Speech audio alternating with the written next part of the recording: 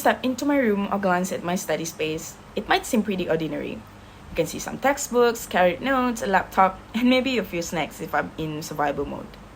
But if you look a little closer, there's one thing that quietly holds more meaning than anything else. It is my watch. This watch is a fossil watch gifted by my dad on my 14th birthday. On the back, he had my name and my birth date engraved. Something that is simple but deeply personal. To anyone else, it might just look like a nice watch, but to me, it is a symbol of his love, responsibility, and a constant reminder of where I come from. This watch has been with me through a lot, and I mean a lot of late night study sessions, presentations I was nervous about, and moments where I doubted myself. I wear it almost everywhere I go. Even when I take it off, I keep it close. Its presence makes my space feel like my space. It reminds me of my dad's sacrifices, and that pushes me to keep going and to keep striving. This watch, it keeps me grounded, especially when I feel overwhelmed or homesick. It is not loud, nor it is flashy, but it doesn't need to be. It is the quiet kind of motivation, the kind that doesn't shout but still speaks volume.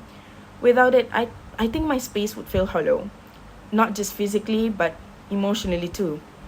If all my personal artifacts disappeared, especially this watch, I would still have my room, yes, but it would lose its soul. This one small object carries my story, my identity, and a whole lot of love.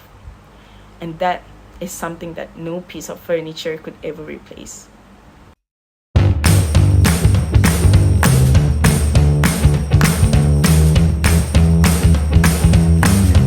Next, I'll be reflecting on a time when I wish I had truly listened.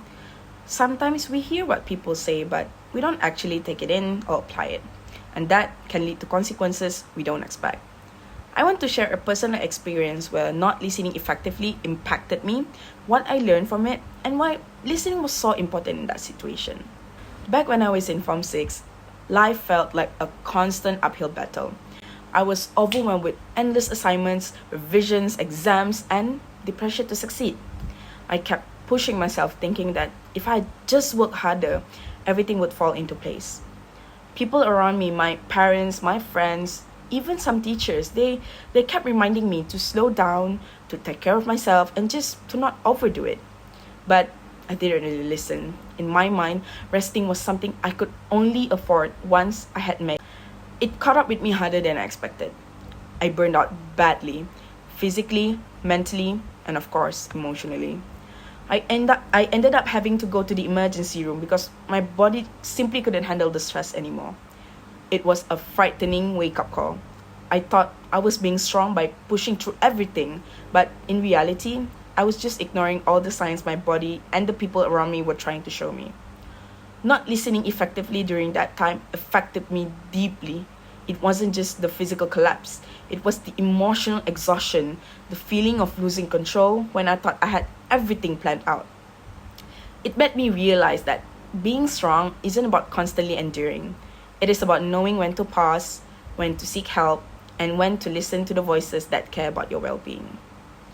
From that experience, I learned that the real listening goes beyond just hearing words. It is about recognizing the care behind the advice and understanding that sometimes others can see what we are blind to when we are too caught up in our own struggles. I learned that rest and balance aren't luxuries. They are necessities if you want to survive and thrive, not just academically, but as a whole person. It was so important to listen in that situation because burning out didn't just affect my studies. It affected my health, my emotions, and my confidence. If I had just listened earlier, maybe I could have spared myself a lot of pain. Now, I try to carry that lesson with me, to pause, to really listen, and to take care of myself before it's too late.